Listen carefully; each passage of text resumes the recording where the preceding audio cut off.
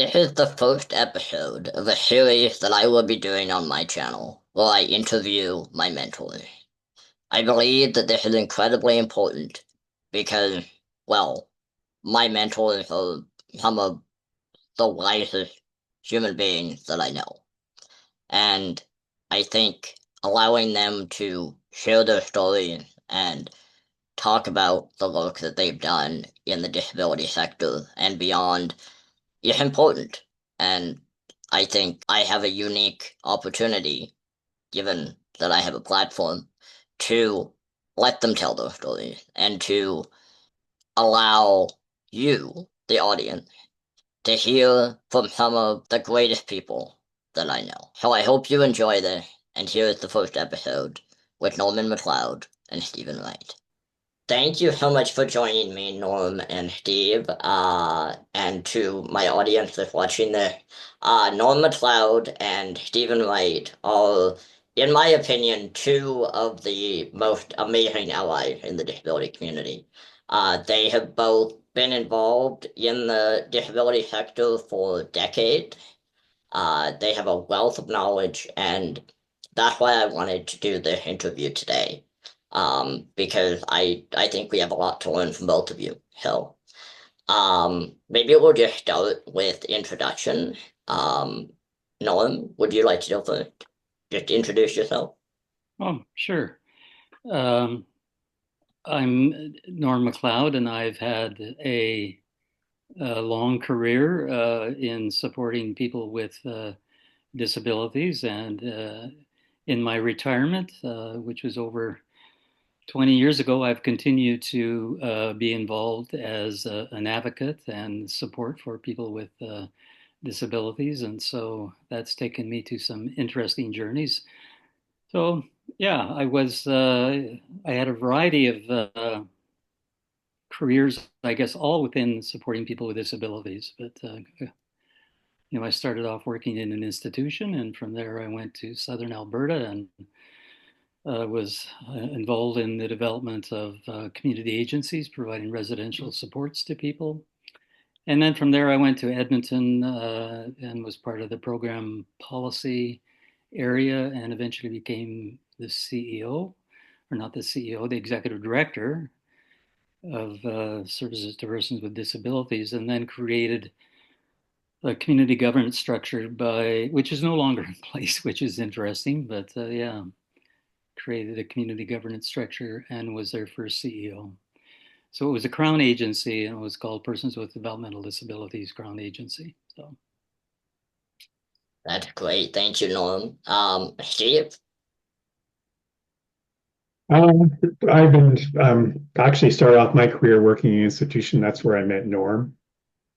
And from there, I traveled overseas to Australia and worked there a bit, worked in British Columbia, and then I came back to Calgary, and I've been back here for quite a while. I think the late 80s or early 90s, supporting folks in the area of supported employment. My last 2 or 3 years have been spent actually working with employers to help them become more inclusive and diversify their hiring. That's great. Thank you. Yeah, that the fact that both Norm and Steve, you worked in an institution, and that institution was Michener Centre, is Michener Centre in Red Deer, Alberta. Mhm. And it is an institution for people with disabilities. Um, a lot of it apparently is no longer operational, which is amazing. Mhm. And but yeah, but before we get into the Michener part, I would love to know what motivated you in the early days to get involved in the disability sector. Go ahead, Norm. well, for me, it was kind of an accident. It was a suggestion by my sister to get involved, and it sounded like it was a good idea at the time. So yeah, it was not part of some grand scheme or plan. It was one of those things that I kind of fell into, and yeah, went from there. Similar story, actually. I was going to Red Deer College, looking for a summer job, and I didn't want to work in construction because when it rains in construction, you don't work and you don't get paid. And I thought, well, I need to find a job where I can get paid regularly. And someone just said, Steve, you should go work on the Hill. And keep in mind, in Red Deer back in the 70s, it was a really small town. And Michener Centre was on top of the hill. And I said, okay, it was strictly just a random choice. I had no thought. I wish I could say I put some thought into it. It was a great career decision, but it wasn't. It was just, a job was available. And I've never done it before, so I thought I'd try it out. That's great. And so, Steve, since kind of working at Michener was your first experience with working with people with disabilities. What was your initial opinion of people with disabilities and the, I guess, disability sector? Well, keep in mind that I think I was 20 years old, 20 or 21 years old. So I was pretty young. I had no experience whatsoever. And when I started working there, I didn't know what to expect, actually, to be quite honest, right? Because it was a very nebulous place, working on the hill. I had met a lot of people that worked there. Um, and I think, one of the first things I discovered was that the folks that lived there were just like anyone else. Really, I wish I could give you some earth-shattering, observation, but I just discovered that they were just like anyone else. They had the same dreams, same aspirations. Um, and, if you treated them with respect, they'd always treat you with respect. And that's the way I was brought up, and that's the way I sort of engage with people. It was a real eye opener. It was a brand new experience from the beginning to the very end. Yeah, that's great. And Norm, what about you? When you first got involved in the disability sector, what was your uh observation of the disability community and sector?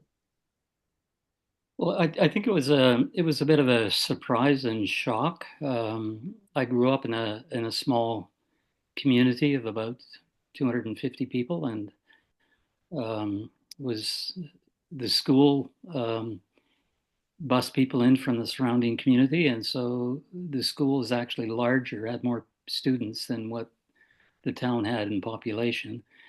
And I went to school with a guy that had Down syndrome, and there was another individual with Down syndrome a couple of grades ahead of me. And so I didn't really think that there was kind of this other place for people who had a disability to go and be, to go and live, I guess, away from their family. So I was a bit shocked. And my first day at Michener Centre, I was assigned to a unit of young boys who were still in school. And I remember walking in the door the first day, and there was about 15 of them or so came running towards me. And I wondered, like, what is this? And a bit anxious, I guess. But then I realized really what they wanted was to have a hug. And, the thought, and it still haunts me to this day, is that how can people want to hug a complete stranger? You know, they were so, I think, deprived in that setting of any kind of intimacy, any kind of ability to hug a staff member or another individual that they were living with. So that always has stayed with me. Just the sheer problems with an environment where you congregate people, and yet even though they're together, they're not really together. Like, Hmm, yeah. hmm. Well, I was exposed, or not exposed, but I did. We had people with disabilities in our community, and if anything, I was shocked to think that some people didn't get the opportunity to live in community. They were sent off to another place, away from family, just to live. Yeah. Well, you kind of answered my next question, which was around what your experience was like and how, if at all, that affected your view of people with disability. So, Steve, do you have any thoughts on that? Oh, absolutely. you know what, my experience with Michener Centre was really laid the foundation of my work moving forward. Um, and you know, when I went in there with open eyes, and that was at the same time. Norm, you remember when they opened all the group homes, and there was up to 60 of us, 60 or 70 of us, all the same age staff. And I remember when I was working there thinking I quickly realized what was appropriate and what wasn't. So some of the experiences I had were mind-boggling, very disturbing. And I think it was very black and white back then. There was a lot of rules. It was very regimented. Um, and there was a real strong hierarchy, even, you know, it's a medical model. So even, you know, as far as my status compared to other people was very low, right? So that's something else that I never encountered before is being delegated to a lower status of staff working there. I was summer relief. Um, so I started off asking questions, and people would look at me and say, "Oh, Steve, you don't know what you're talking about." Or my favorite was, "Well, this is just the way we do things here."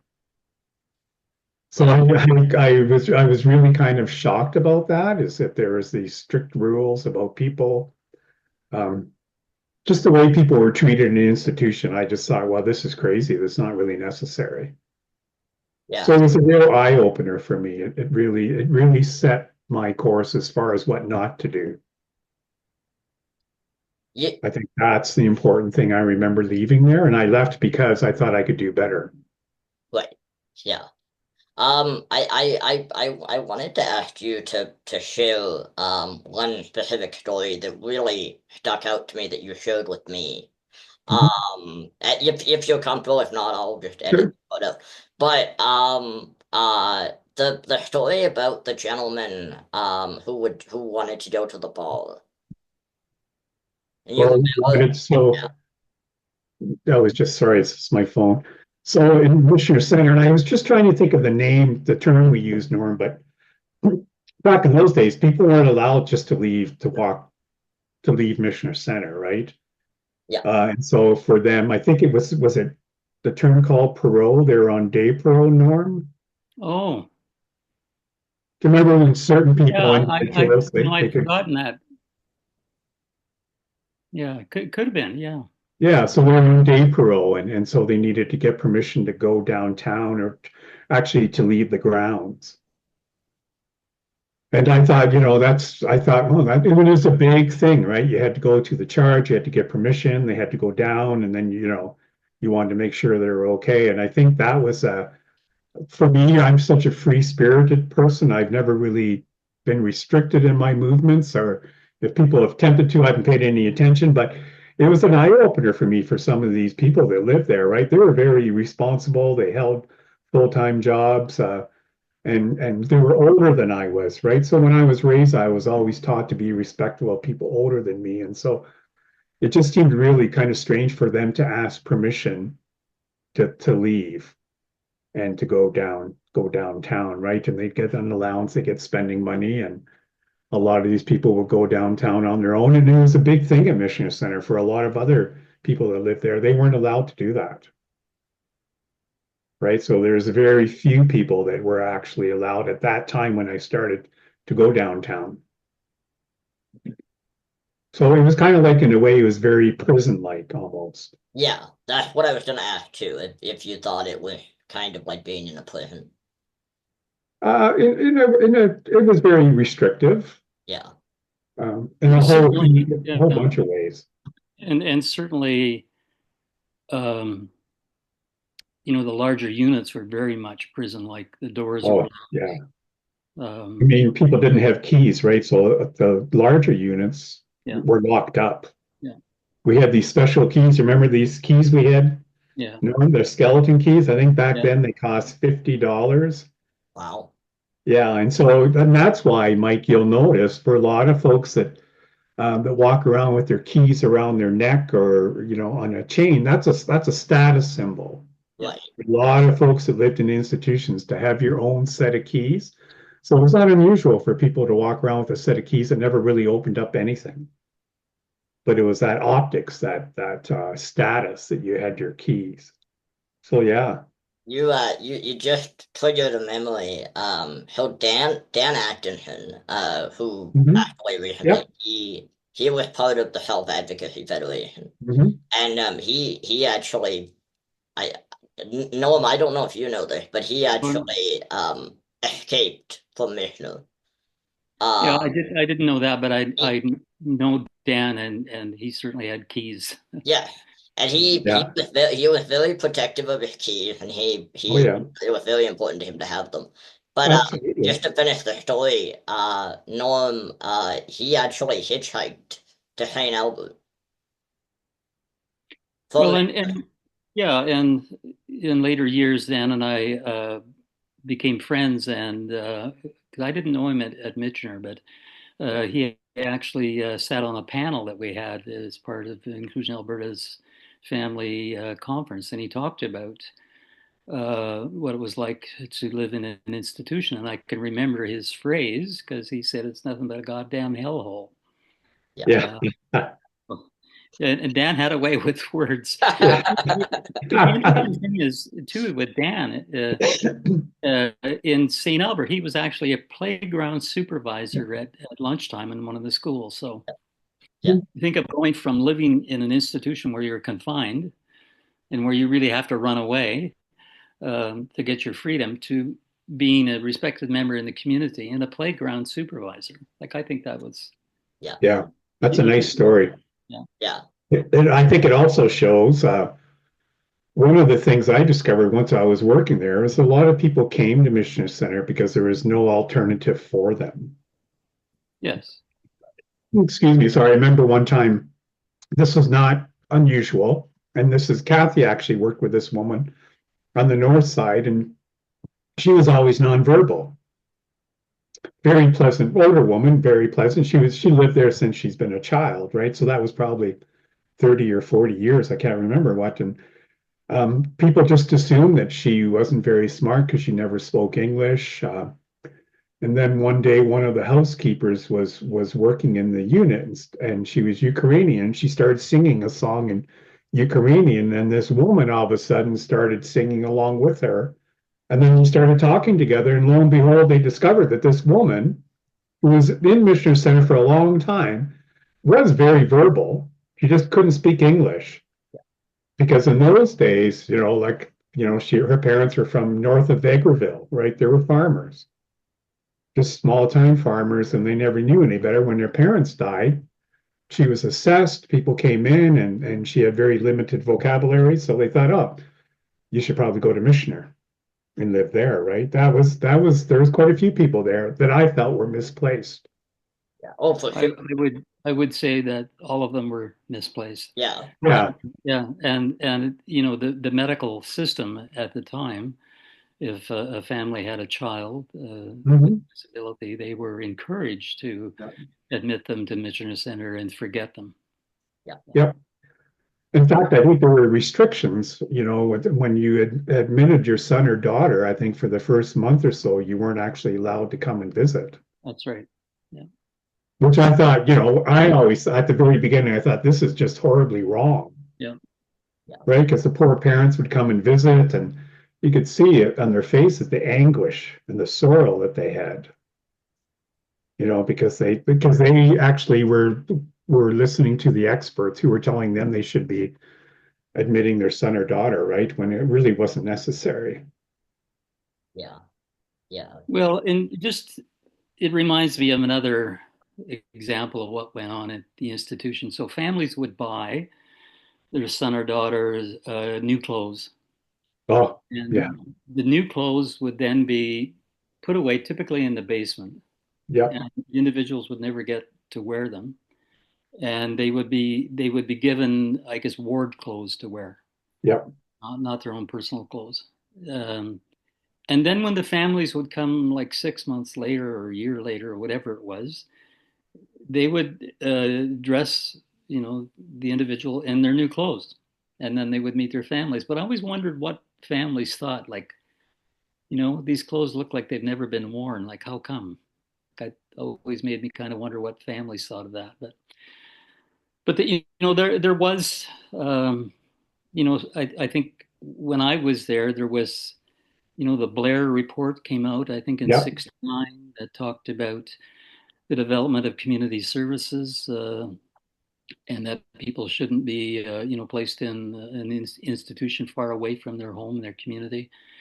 And there was, when Lougheed came in, he literally poured millions and millions of dollars into Michener Centre, where they built the Roland Michener Recreation Center, where they built all the group homes, where they renovated every one of the units there, and they bought new furniture. And so there was, I think, for some of us, a sense of hope that maybe things would change. But you can put new furniture in, and you can change the color in the walls, and you can build some group homes, but you can't change the environment in which people live. And it gets back to what Steve was talking about earlier, that it's a very rigid system, and people just need to take their rightful place in community. They Yeah. don't need to be congregated and segregated away from the rest of us. Exactly. I think as staff too. I mean, I do you remember, every year people would be assessed using the PAC or some other assessment Yeah. system, and the purpose of that, Mike, was to program and teach them skills so they become more independent. That was the rhetoric. Right. So for me, I was really naive. I thought, oh, okay, that makes sense. So I started teaching people skills that they would be independent. Um, And then after a while, I realized that it was totally irrelevant. It didn't make a difference whatsoever. Even though they said they had a system, there wasn't a continuum moving from the most restrictive to the least restrictive. And there was a whole bunch of different variables that came into play too, Yeah. right? Um, it, it was such a power place, right? So as staff, we had way too much power, way, way too much power Yeah. and authority for, to do because a lot of people weren't trained, right? And who's to determine what skills you need to become independent? I remember when I moved away from home, I literally didn't have any skills whatsoever. I didn't even realize that you had to pay for utilities or phone bills or anything like that. Oh, that was just all a crapshoot. So my point is that I diligently would work really hard at supporting people to develop new skills.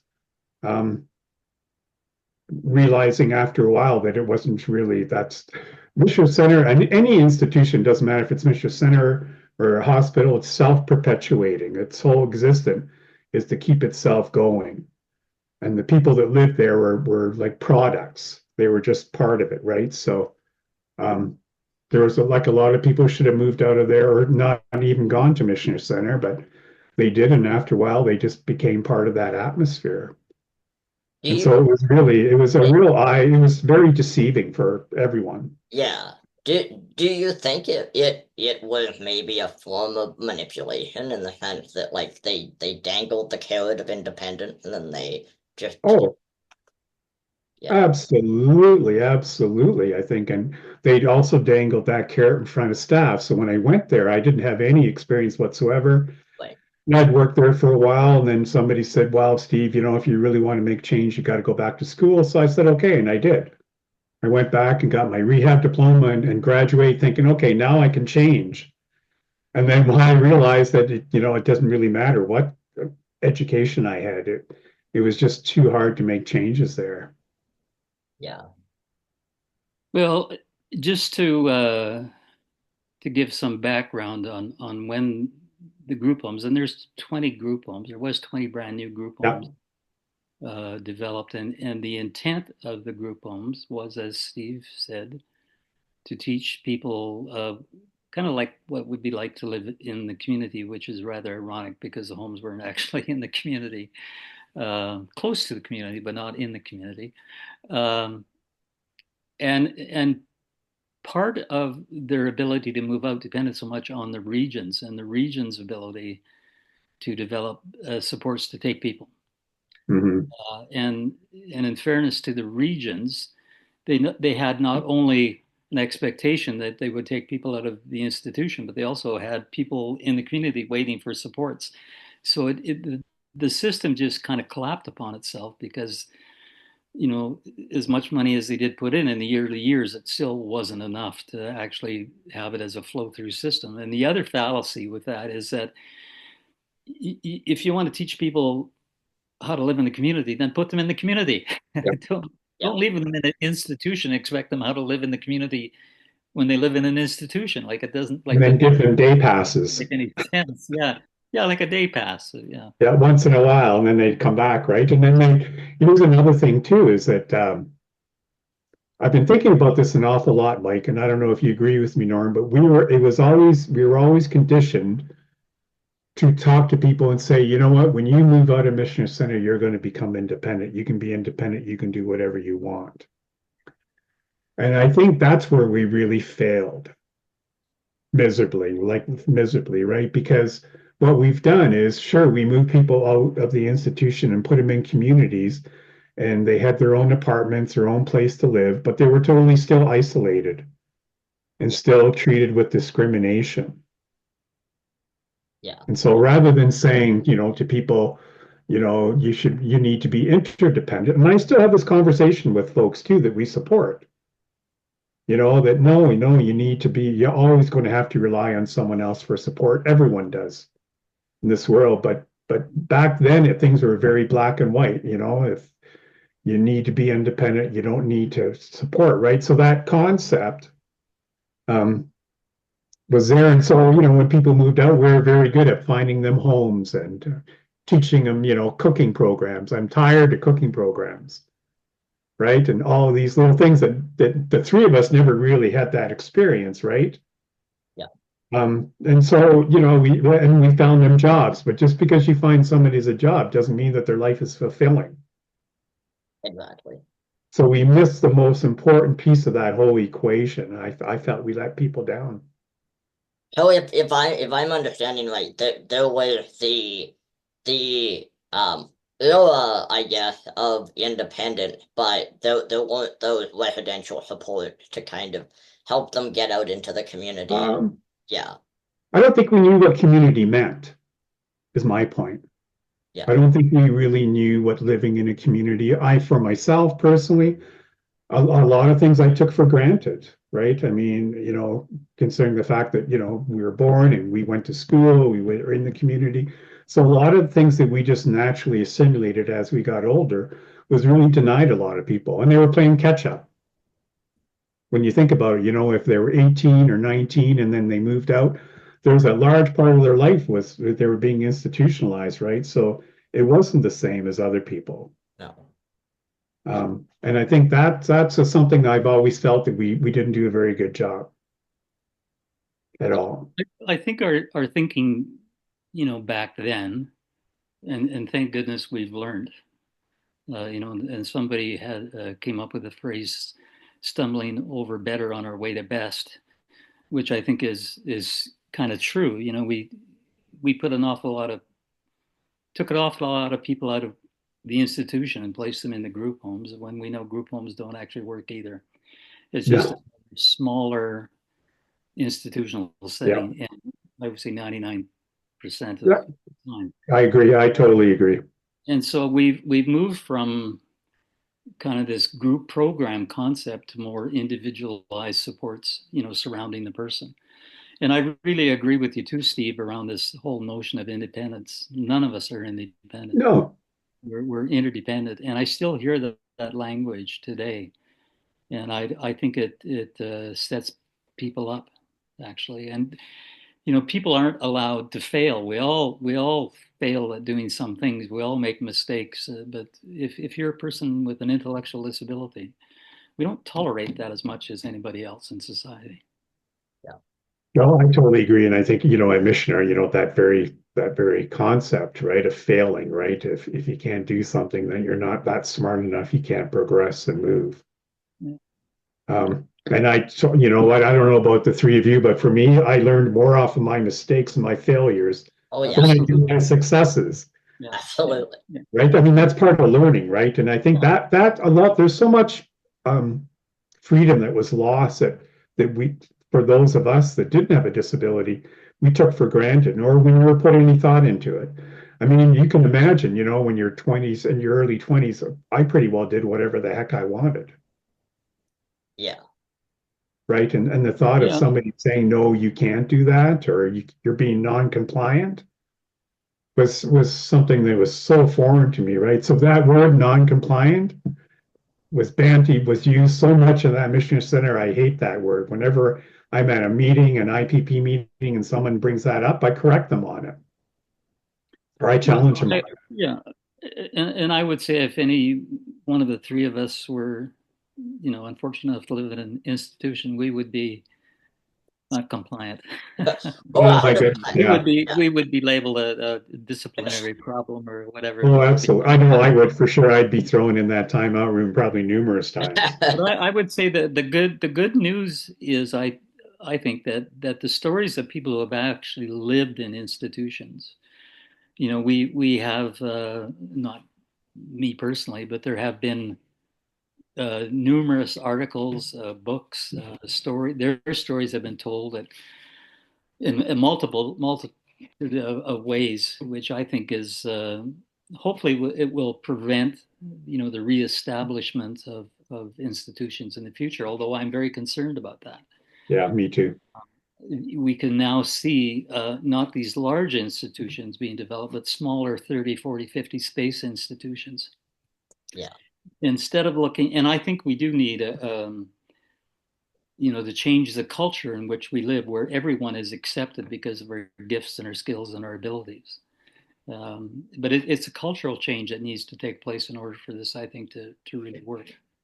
Yeah, and I mean, and my work that I do, I mean, my work is really to deal with that discrimination and those unconscious biases, and I teach those workshops, and they still exist. Yeah. They Yeah. still exist. Totally. Anybody in society that we see is different, Yeah.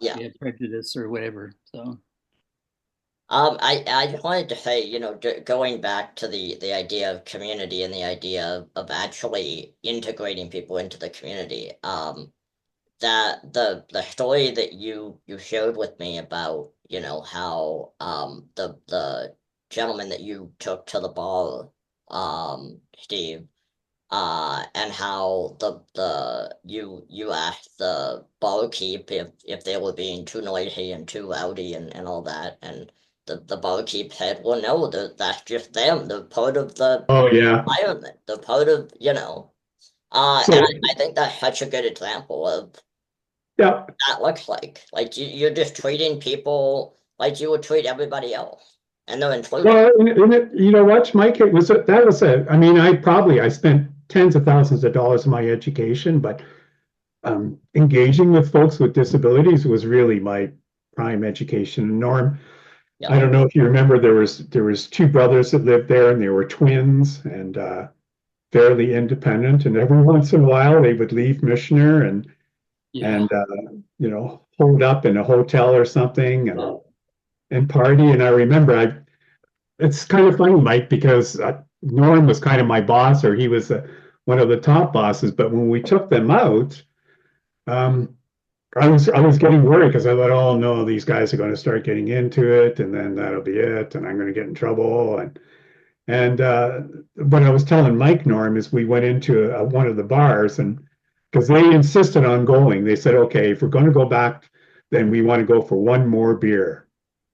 And at that time, they had their own guardianship, and I thought, okay, if you have your own guardianship, sure. And I was surprised because when I went in there, everybody knew those two brothers. Everybody knew them in a really positive way. And I was telling Mike, I said to the manager, I said, I hope we're not getting too rowdy. He said, are you kidding? He said, these two are welcome here anytime they want to. So here we are, because I was also part of the search and rescue crew that would have to go out every so often. And if people ran away or they left Mission, I'd have to go get them. And so here I was in a real different position, right? Where I realized that, hey, these two, are totally able to function in a community. And they were very popular. They were just gifted storytellers. They would captivate audiences, right? And it was all clean fun. There was nothing wrong with it at all. And I remember going back, and every time I took folks out, and I did quite often, I'd come back and it would just change my way of thinking. I remember bringing these two brothers back, and my experience, my relationship with them after that changed completely. You know, where it just yeah, it just changed because I saw people acting normal, I guess, for the word, when they were out in the community, and I thought, well, this is crazy, right? Because when they went back to the institution, they changed, their persona changed, and their personality changed. They went back and became patients Yeah. or residents, whatever they were called at that particular time, versus when they were out there, they were just people like you and I. Yeah, so it was a real eye opener for me. Yeah. I remember just an interesting little story about. Um, I think I was working in the evening, and one of the uh, one of the folks was caught having sex with his girlfriend in the Sorry. recreational center. It was in the middle of winter, like they had no place to go. Anyway, I was asked to come down and have a talk with this young man. I thought, what the heck am I going to say? And I remember saying to him, like, Rob, I'm like, is this something new that you got a new girlfriend? And he said, oh no, he had this girlfriend for quite a while. And I said, well, what did where did you usually have sex then? Well, in the summertime they had no problem because they could go and In the wherever bushes. in the bushes and have their sex, but it was cold and it was winter, and even though the staff member who called me down to talk to this guy wanted to have him punished. Yeah. But we sat and talked about where he could go to have sex that he wouldn't get caught. Yeah. And we after that we were really good friends. Well, Yeah, and there's that expression. Do you remember Norm being in the bushes? We're so and Yeah, so probably in the bushes. that, And then we'd all come out of the bushes afterwards, for at 9 o'clock when it was time to get back to the group homes. But as staff, we were never allowed to talk to them about sex. yeah. We'd have okay, to set so up an appointment with a there wasn't psychologist. like a sex ed class. Oh, Well, yeah. we actually in one of the this is an interesting story because in one of the homes, and I think there was 8 people living there, maybe Yep. 10. This young gal, bright young gal, wanted to teach sex education, and thought, like, that sounds like a logical thing to do. Mm. And she had been teaching it for several months, and from all reports I heard, she was doing an excellent job. But the psychology department found out about it, and they said, "You guys can't teach sex education. That has to be done by a psychologist." And then it Yeah. went to the head person of the whole institution, Dr. Levan, not Levan, Dr. Dr. Paley. Dr. Kegler. Oh, Kegler, yes. And he said, "No, you cannot teach sex education. We don't want our folks having sex. They can hold hands, but that's all."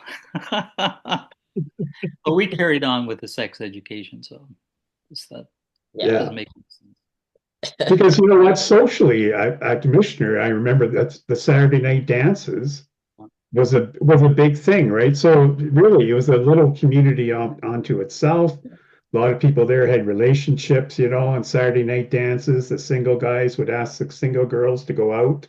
Yeah. There was little bits and pieces, but really, it's we had the power to tell them. And the reality is, they went and had sex no matter what people Right. said, just like I did. Yeah.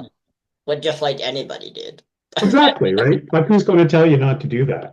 But I would also say, an individual that the three of us know in a group home was kicked out of the group home, kicked out of the agency for having sex. Yes.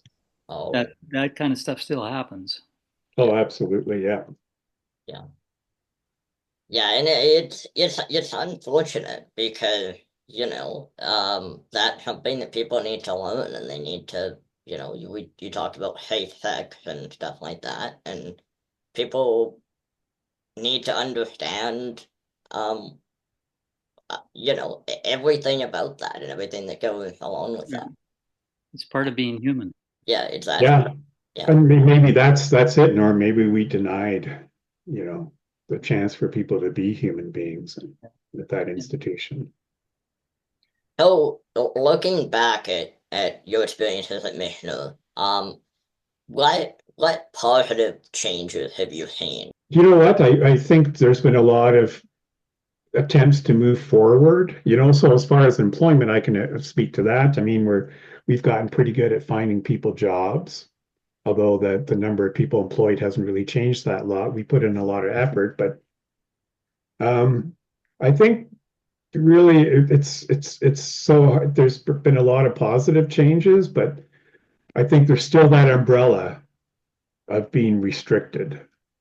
And there's still that unconscious bias that occurs out there. And I think the positive change that parents have become a lot more vocal and they have a lot more power and they have a lot more say for their children, although it's still not good enough. Honestly, Mike, back then, and I'm sure Norm will agree, parents didn't have any rights whatsoever when they gave up custody of their child, their son or daughter, and had them institutionalized. They had no rights at all. Um, and so I think that's changed a little bit. Um, but Okay, there's still institutionalized behavior, even within group homes, even within community agencies, right? yeah, but Agencies become institutionalized, and pretty soon the people you're supporting are your bread and butter. yeah. That's the unfortunate thing. Is just I don't know how to change that without having any services whatsoever. Um, do you remember, Norm, when the individualized concept came into play and people could purchase services? You know, they had that choice. I thought that was a really, really positive time. But then they I'd did agree. away with it. Yeah, I'd agree. How how do you mean purchase services? They would be so. For instance, if you came out, you would be assigned someone that would be a broker. They would broker Okay, services on your behalf. right, okay, Say, for instance, they you needed support at living, and that you would get a certain amount of money, but that money would come to you or someone that was responsible for your finances, and then you would pay the agency. So what I really liked about that is it made services more accountable to what they did, right? So if you didn't like the service I was provide, you could fire me or fire the agency and go hire Norm to work oh, with it him. was kind of like family managed. Yes. Like, Better than family Yeah, management. oh, better okay, than, yeah. Yeah, so I was held accountable, right? If I couldn't provide you good service, you could fire me. Or if I was interviewing, you know, say you came to my agency and I was going to hire someone for you, you and I would interview together, and you would have the oh, final say in who you worked with and who you didn't. right, But as agencies became bigger and they became a lot more regulated, they took all those away. And then they went into block funding, right? Where, you know, if I have an opening, then maybe, Mike, you can come to us. So the whole power status was reversed, right? With that individualized content. I love that idea, that concept. I thought it was the best thing in the world. And that came about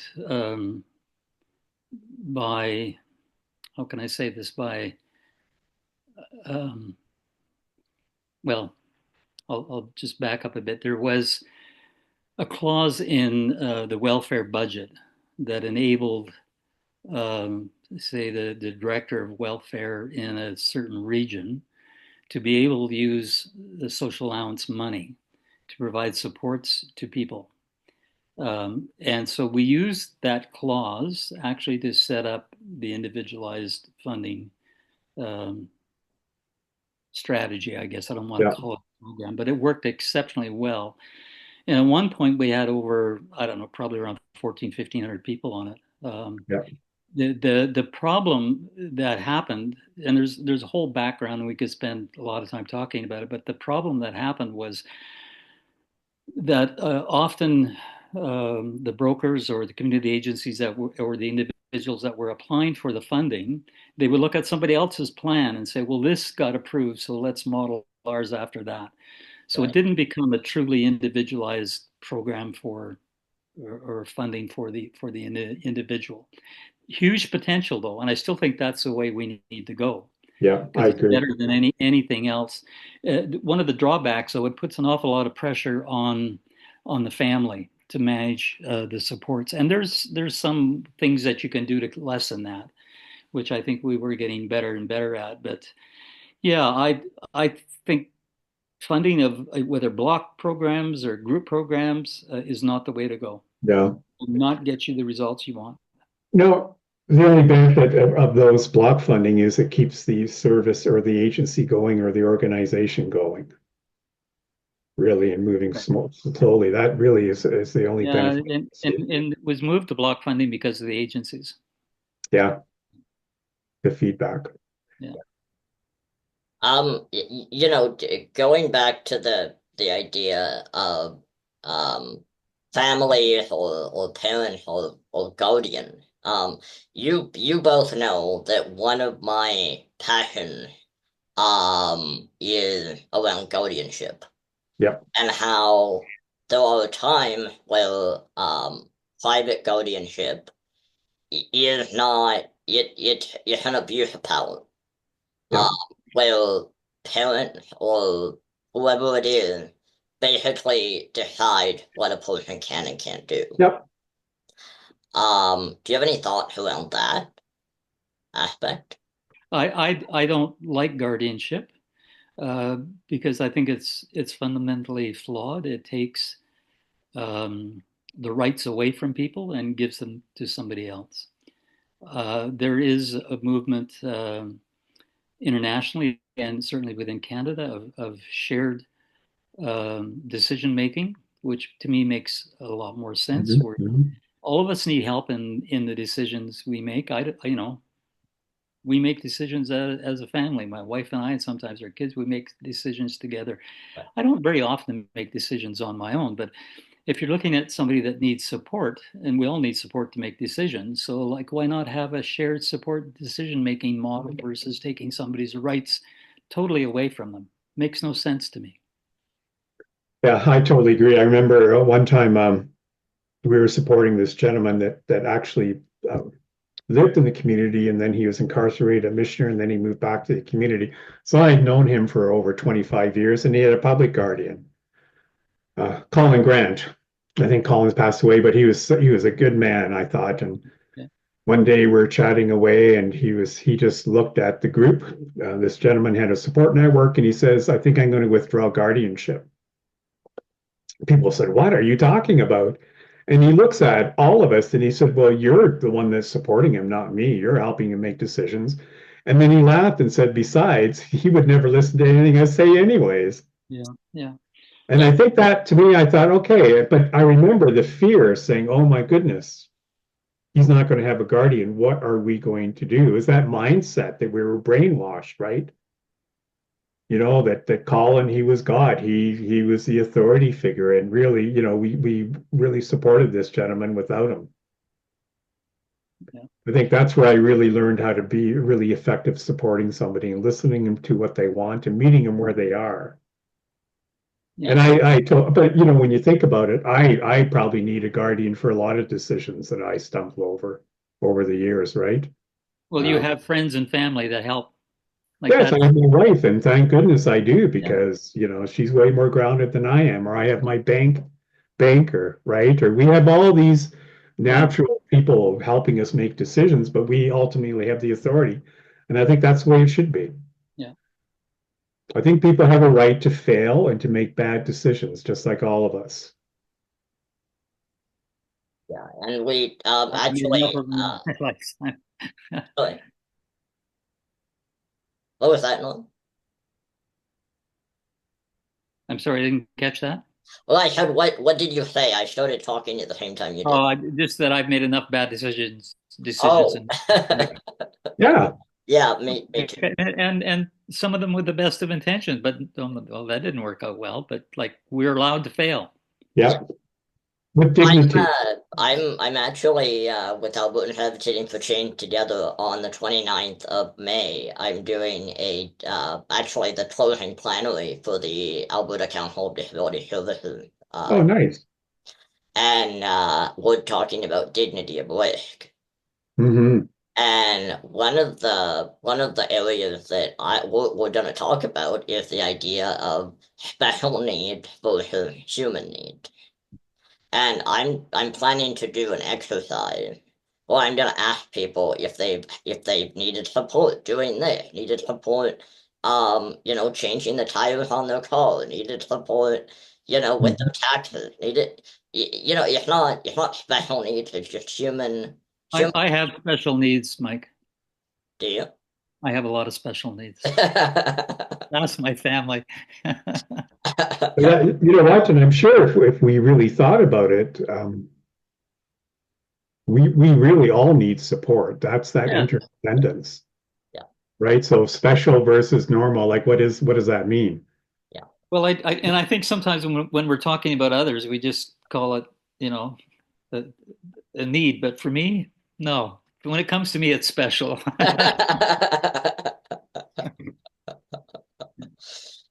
Okay. Well, the next time that we go for coffee, I'll make sure to say it's a special need for you.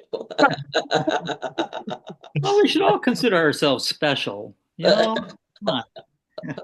You guys are all I special. think I honestly I think as somebody with a disability, because of the way that voice has been, you know, Oh yeah. put Yeah, towards it's I been. can't see myself as special. And that's unfortunate Yeah. because Well, everybody should be considered special. and I think that just goes back to a deeper bias, unconscious bias that, first of all, I mean, the terms when I started working at Michener, they were changing the terms, but things like imbecile, the labels they had on people Yeah. was still there. And all we've done is just put in different words, but we treat people the same way. So we went from labeling people really derogatory to calling them special. Well, they're just special, Yeah. and inferring that they still need to be looked after, right? And I think that's that unconscious bias, that's moved with us throughout the decades. We have this need to label everything, Yeah. Yeah. um, which drives me crazy. But Oh, me too. I know. Well, Norm, you and I are both have additional labels attached to us now, right? yes, We're both getting on in the years. I don't know about you, but I know people treat me different, right? yeah, yeah, They might talk louder to me or something, yeah, or patronizing. And I'm thinking, don't you dare do that, right? So that's a big difference too, Mike, is that, even though people might want to discriminate Norm and I, and be discriminatory, we have the power to say, forget it, yeah. you know? And that is a big difference in itself, right? Is that we've always had that ability to sort of do whatever we wanted Yeah. without fear of repercussion. Yeah. That's why I think we're looking at a cultural change.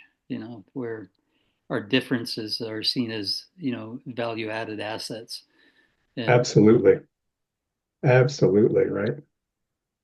and 100. I do think we're making considerable progress in the areas of employment. Yeah. uh, Getting ready, willing, and able. That's funded by the federal government through Inclusion Canada and the Rotary program. I think people are actually earning money now. They're Yep. earning a wage, a minimum wage as a minimum, and so I think that's some pretty significant improvement where people used to go to a workshop and be paid nothing or very little, or even go and work for somebody and get paid very little. And so we are making progress, but the frustrating part is it's so darn slow. Yeah. And I it's not I just, remember when I was getting support, residential support through PDD, and they constantly wanted me to go out and volunteer and get Oh, experience. And I yeah, would always say, no, I don't want to volunteer. I want to get paid for what I'm doing, yeah, like everybody else. good or for you. volunteer at places where people normally volunteer at. Yeah. Yeah, Well, yeah. But yeah, no, I would agree with you, and but what I would say is that, and one thing that Steve, just your opinion on this. brings me so much joy, and I think that we really do need to shift towards that idea of self-discovery and of truly, truly meeting somebody where they're at and breaking down those systemic barriers that people Yeah. face. Not everybody can work a 9 to 5. Maybe they can work 2 a.m. to 8 a.m. or something like that. You can do it anyways, right? Yeah, Yeah. Yeah, and I think I think that self-discovery is a really is very it's value based, right? It's based on the fact that people are going to discover who they are and what their passion is, right? yeah, Versus sometimes I know even in employment, people have made compromises because the agency said, well, you can't work on the weekends because we can't support you on the weekends because our staff work Monday to Friday. I've heard that story yeah. before, and that's crazy, right? Well, And it's catering to the again, it's sometimes I feel that the least amount of support people get from service agencies, the better, Yeah. right? Yeah, but I also think the outlook of the family and of the parent too on their child's potential. Like I was in a town hall with Marie Renault about Hmm. the new ADAP program, about a disability assistance program. Yeah. And this mother started talking about her son, and she was saying, "Oh, he can't work because he has no skill. He doesn't, can't do anything." And I cried after that town hall meeting because I was like, no, you do not talk about your child like that. Every single human being has value. Every single human being has skills that they can offer and bring to the table. You just have to find out what those skills are. And yeah, for some people that might take longer, but that's okay.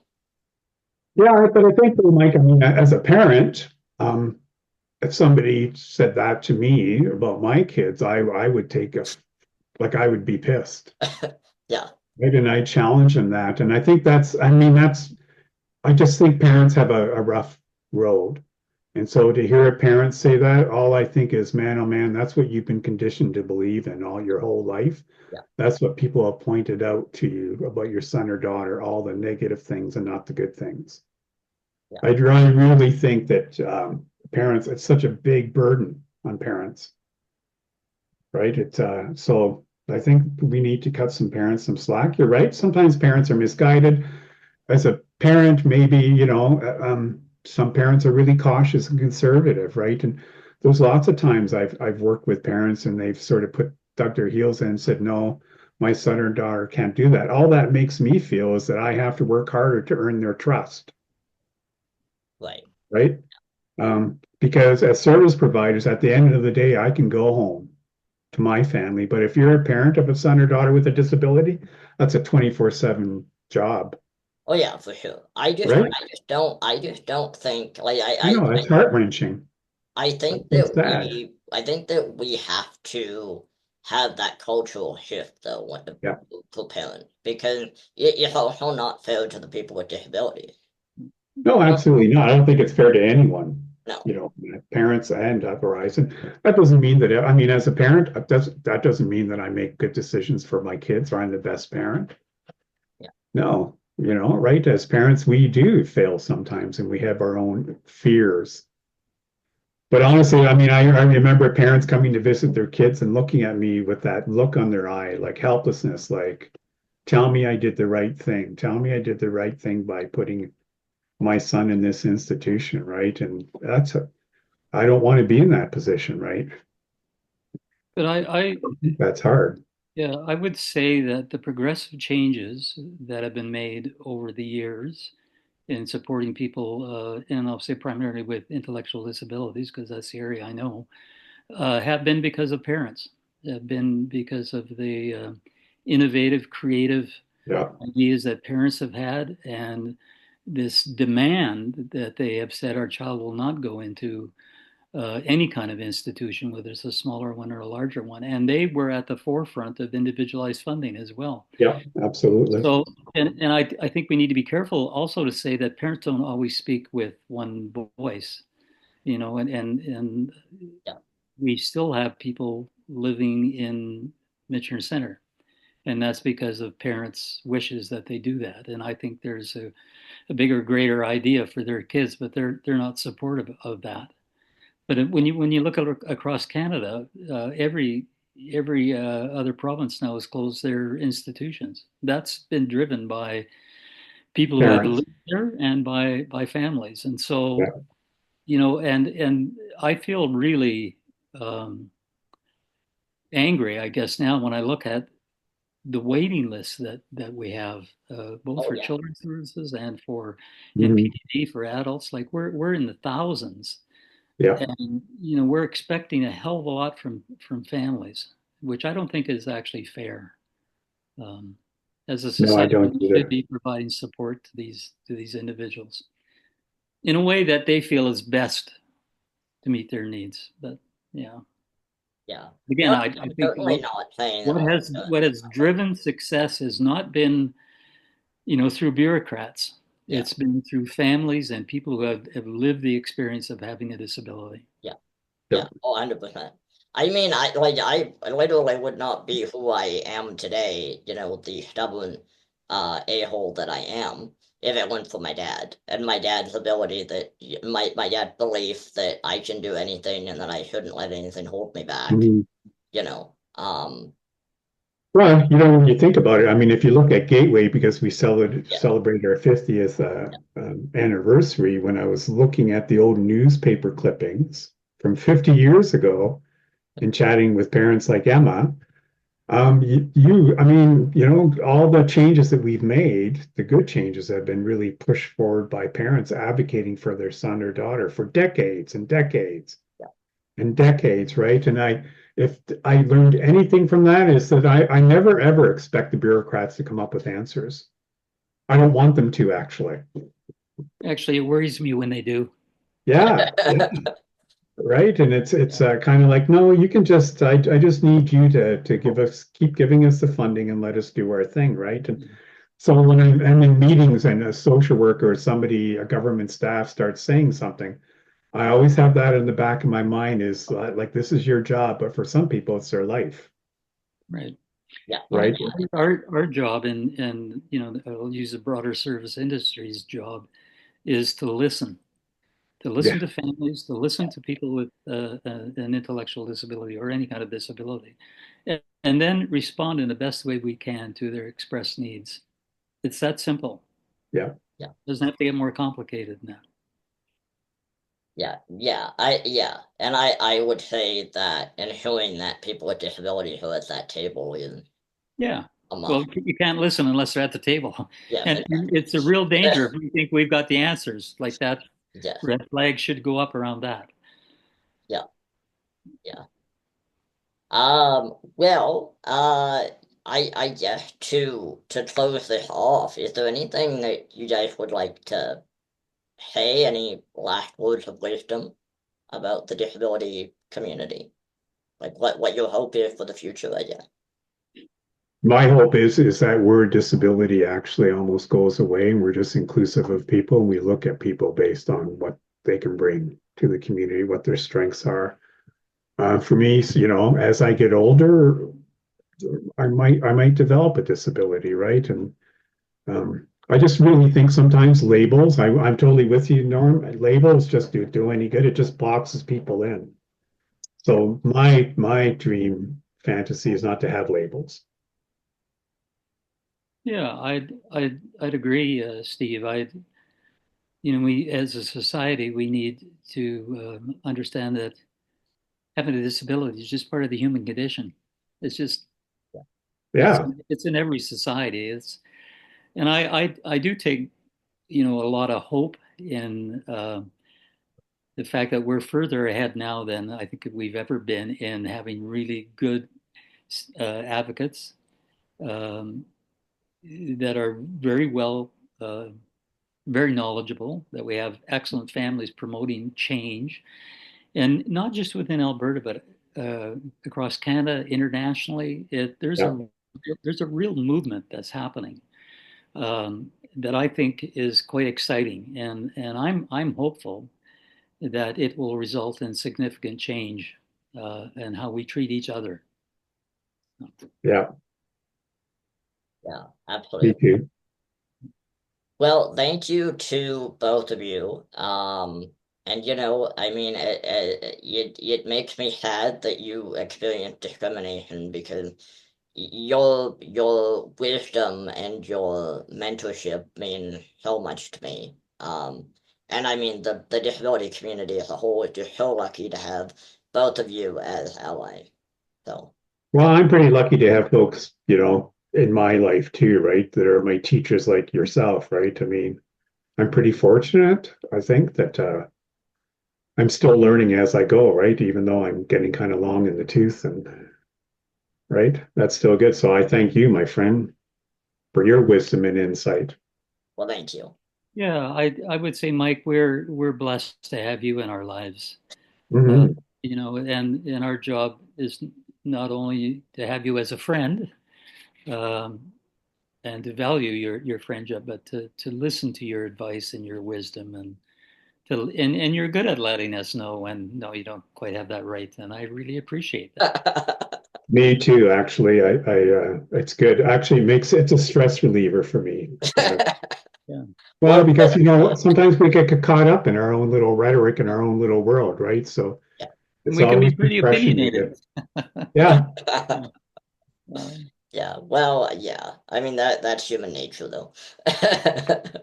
So, all right. Well, thank you both so much. oh, And you're welcome. yeah, I'm just well, Good Steve, chatting with you, I Norm. enjoyed the conversation.